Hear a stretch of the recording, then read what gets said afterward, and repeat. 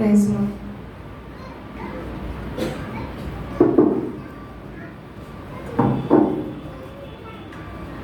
దేవుని నామానికి మహిమ కలుగుగాక. ముందుగా చిన్న ప్రార్థన చేసుకున్నాం. పరలోకమందున్న మా తండ్రి, ప్రభా యేసయ్య తండ్రి, మీ సులభమైన మాట్లాడిన ప్రభా, 7 ప్రాముఖ్యమైన మాటలను ప్రభా రెండో మాట మాట్లాడబోతుండగా ప్రభా, మీ పరిశుద్ధ ఆత్మతో నన్ను నింపు ఆయన.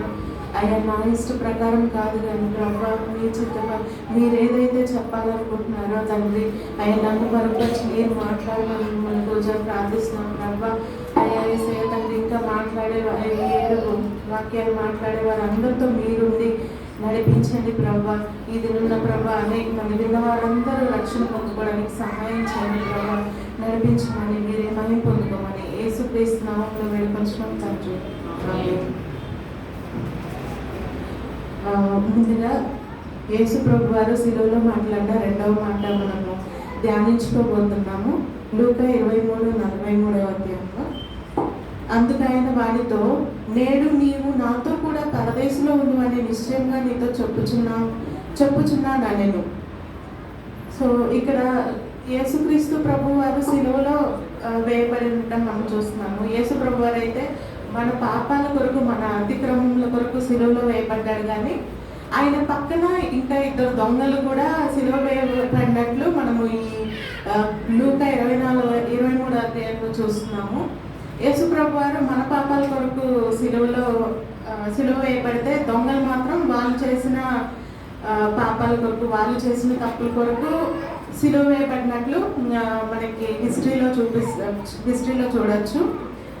సో ఈ 2 దొంగల గురించి మనం మాట్లాడుకుంటే, ఈ సందర్భంలో మనము 2 రకాల స్వభావం గల మనుషుల్ని చూడొచ్చు.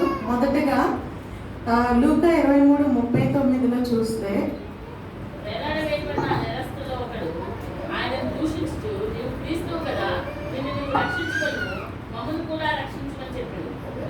సో ఇక్కడ మొదటి దొంగ ఏం చెప్తున్నాడు, ఆ నేరస్తుల్లో ఒకడు ఆయన్ని దూషించచ్చు. ఈయన పాపాల కొరకు, ఆ దొంగ పాపాల కొరకు ఆయన మీద సిలువ వేసినా కూడా ఆయనకి ఇంకా ఆయన తప్పుల్ని ఆయన గ్రహించలేకుండా ఇంకా దూషిస్తున్నట్లు మనం చూస్తున్నాము. ఇక్కడ క్రీస్తు యేసు ప్రభు వారిని దూషిస్తున్నట్టు మనం ఇక్కడ చూస్తున్నాము. ఆయనకి ఇంకా రియలైజేషన్ రావట్లేదు, ఆయన తప్పు ఆయన తెలుసుకోవట్లేదు. సో ఈ మొదటి దొంగ చెప్పిన మాటలు ఏవైతే ఉన్నాయో అవి మాంసపరమైన మాటలు. ఆయన ఇంకా లోకపరంగానే మాట్లాడుతున్నాడు. ఇంకా మరణానికి దగ్గర అవుతున్నా కూడా ఆయనలో ఒక రియలైజేషన్ అయితే రావట్లేదు. ఈ దొంగ చూస్తే, అలాగే ఈ దొంగ ఇంటెన్షన్ ఏదైతే ఉందో, ఆ దొంగ తన ప్రాణాలనే కాపాడుకోవాలనుకుంటున్నాడు. కానీ తన ఆత్మ గురించి అయితే అస్సలు ఆయన ఆత్మ గురించి ఆయన పట్టించుకోవట్లేదు. ఇక్కడ నుండి బతికి బయటపడితే చాలన్నట్లు మాట్లాడుతున్నాడు. అది కాకుండా మా యేసు ప్రభు అని రిక్వెస్ట్ చేయకుండా దూషిస్తూ అడుగుతున్నాడు. దూషిస్తూ జడ్జ్ చేయడము, తర్వాత డిమాండింగ్, అవన్నీ ఈ దొంగలో మనం చూడగలము. అలాగే యోహాను 12:25 చూస్తే, ఒకసారి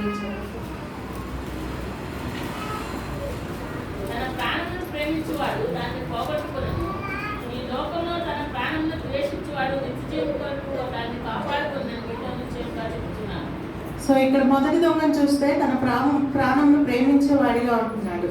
తను యేసు ప్రభు వారిని తనను బతికించమని దూషిస్తూ అది డిమాండింగ్గా అడుగుతున్నట్లు మనం చూస్తున్నాము. మనలో అనేక మంది ఎన్నో కష్టాల్లో ఉన్నా కూడా, కష్టాల్లో ఉన్నప్పుడు ముఖ్యంగా దేవుడిని దూషిస్తుంటారు. సో ఇటువంటి క్యారెక్టరిస్టిక్స్ ఉండే మనుషులు అన్నమాట. సో ఇకపోతే రెండవ దొంగను చూస్తే ఆయన ఏం చెప్తున్నాడో చూద్దాం. లూకా 23:40. నీవు అదే శిక్ష విధిలో ఉన్నావు కనుక దేవునికి భయపడవా? మనకైతే ఇది న్యాయమే, మనము చేసిన వాటికి తగిన ఫలము పొందుతున్నాము. కానీ ఈయన ఏ తప్పిదము చేయలేదని చెప్పి ఆయనను చూచి సో ఈ రెండవ దొంగ గురించి మాట్లాడుకునేటప్పుడు మనము ముఖ్యంగా 3 అంశాలు చూడొచ్చు. ఇక్కడ ఈ రెండవ దొంగ ఈ వాక్య భాగంలో చూస్తే, రెండవ దొంగ దేవుని యందు భయభక్తులు చూపించడం చూస్తాము. అదేవిధంగా తను చేసిన పాపాన్ని తను ఒప్పుకోవడము, తన తగ్గింపు స్వభావాన్ని చూస్తాము. మూడవదిగా క్రీస్తుని నమ్మి రక్షింపబడడం చూస్తాము. మొదటిగా దేవునికి భయపడ్డం. సో ఈ దొంగను చూస్తే రెండవ దొంగ మొదటి దొంగను చూసి ఏమంటున్నాడు, దేవునికి భయపడవా అని క్వశ్చన్ చేస్తున్నాడు అనమాట. సో ఇలా దేవునికి భయపడవా అని రెండవ దొంగ మొదటి దొంగను అడుగుతున్నాడు కాబట్టి ఆయన ఆల్రెడీ దేవుడు అని తెలుసుకుంటున్నాడు. యేసు ప్రభు వారు దేవుడు అని ఆయన నమ్మి ఆయన దేవుడికి భయపడుతున్నాడు కాబట్టి మొదటి దొంగని క్వశ్చన్ చేస్తున్నాడు, నువ్వు దేవుడికి భయపడవా. సో ఇక్కడ మనం చూస్తే దేవునికి ఈయన భయభక్తులు, దేవుని ఎడల ఈయన భయభక్తులు చూపించడం మనం చూస్తున్నాము. సో మొదటి దొంగ ఏంటంటే దేవుడిని దూషిస్తున్నాడు, ఈ రెండవ దొంగ దేవుడు ఎంతో భయభక్తులు కనపరుస్తున్నాడు. రెండవదిగా ఆయన చేసిన పాపాలను రెండవ దొంగ చేసిన పాపాలను ఒప్పుకుంటున్నాడు. అదేవిధంగా తగ్గింపు స్వభావం కూడా చూపిస్తున్నాడు. అదే లూకా 23:40 చూస్తే ఆయన ఏమని చెప్తున్నాడంటే రెండవ దొంగ, మనకైతే ఇది న్యాయమే, మనం చేసిన వాటికి తగిన ఫలం పొందుచున్నాము. సో ఏం చెప్తున్నాడు, మనకైతే ఇది న్యాయమే అంటే ఆయన తప్పుల్ని గ్రహించున్నాడు, ఆయన చేసిన తప్పుల్ని పాపాలను ఒప్పుకుంటున్నాడు, ఆయనకి విధించినటువంటి శిక్షను కూడా ఆయన యాక్సెప్ట్ చేస్తున్నాడు రెండవ దొంగ. సో మొదటి యోహాను 1:8 చూస్తే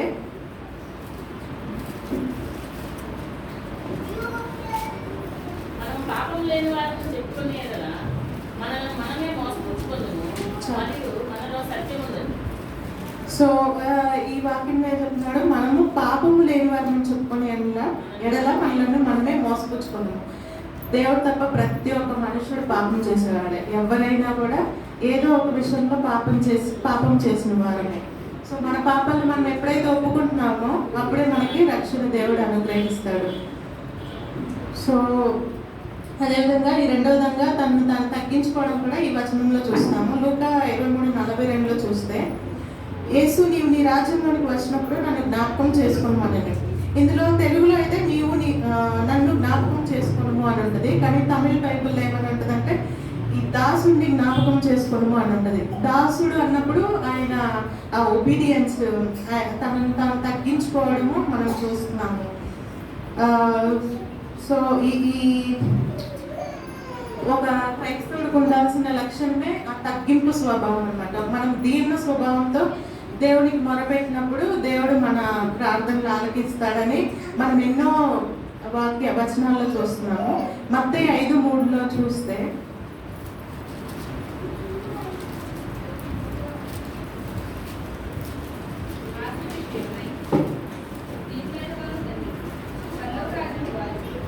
చాలు.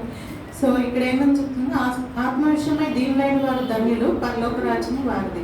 సో మనం దీన మనస్సు కలిగి ఉంటేనే పరలోక రాజ్యం చేరుకోగలమని ఈ వాక్యం ద్వారా మనం తెలుసుకోవచ్చు. ఈ రెండవ దొంగలో ఈ దీన మనస్సు, తన తప్పును తాను ఒప్పుకునేటువంటి మనస్తత్వం మనం చూడగలము. మూడవదిగా దేవుడిని నమ్మి రక్షింపబడ్డాడు. సో ఈ రెండవ దొంగ యేసుక్రీస్తు నిజమైన దేవుడు అని నమ్మడం మనము ఈ వాక్యంలో చూస్తాము. లూకా 23:42 చూస్తే నేను ఏమంటున్నాడు, యేసు నీవు నీ రాజ్యంలోనికి వచ్చినప్పుడు నన్ను జ్ఞాపకం చేసుకున్నాను. సో ఈ దొంగ, ఈ రెండవ దొంగ యేసే నిజమైన దేవుడు అని నమ్ముతున్నాడు కాబట్టి ఆయన పరలోక రాజ్యం గురించి మాట్లాడుతున్నాడు. అదే కాకుండా ఈ దొంగ మొదటి దొంగలాగా తన ప్రాణం గురించి అసలు అడగట్లేదు. మొదటి దొంగ ఏంటంటే నువ్వు దేవుడు అయితే నిన్ను నీవు రక్షించుకొని నా ప్రాణాన్ని కూడా రక్షించని అడుగుతున్నాడు. కానీ రెండవ దొంగ ఆయన ప్రాణం గురించి టాపికే రాకుండా ఆయన ఆత్మ విషయమే మాట్లాడుతున్నాడు.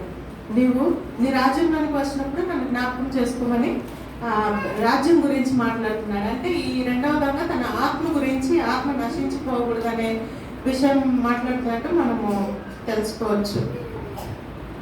అలాగే మత్తయి 6:33 చూస్తే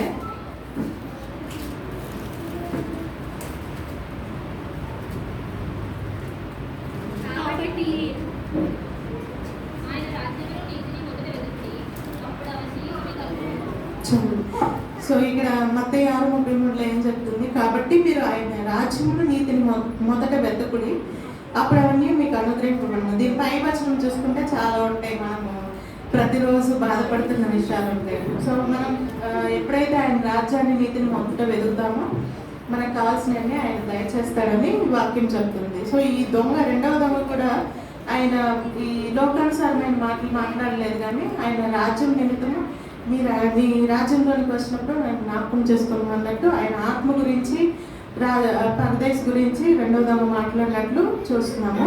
దేవుడు కూడా ఈయన దీన మనసు, ఆయన అక్కడ ఆయన తప్పుల్ని ఆయన తెలుసుకోవడము, ఆయన భయభక్తులు చూపించడము, అలాగే ఆయన ఆత్మ గురించి ఆలోచించడం, ఇవన్నీ చూసి దేవుడు కూడా తనని యాక్సెప్ట్ చేసినట్లు చూస్తున్నాము. సో ఆ దేవుడు సిలువలో పలికిన రెండవ మాట, అందుకు ఆయన వానితో నేడు నీవు నాతో కూడా పరదేశంలో ఉన్నవని నిశ్చయంగా నేను చెప్పుచున్నాను అన్నాడు. సో మనకి ఏది ఎప్పుడు లేట్ కాదనమాట. దేవుడు మనకి ప్రతిసారి ఛాన్స్లు ఇస్తుంటాడు, దాన్ని మనం సద్వినియోగం చేసుకోవాలి. ఇక్కడ రెండు దొంగలు, మొదటి దొంగ రెండవ దొంగ యేసు పక్కనే సిలువ వేయబడి అది వాళ్ళకి గొప్ప ఛాన్స్ రక్షింపబడడానికి.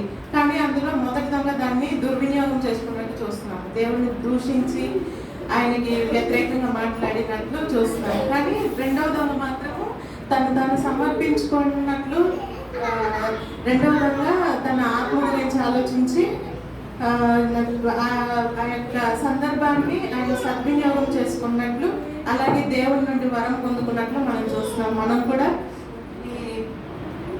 కూడా ఎవరిలాగా ఉన్నామో మనం ఒకసారి మనము పరిశీలించుకోవాలి. దేవుని నామానికి చిన్న వాక్యాన్ని దీవించుకున్నట్లు.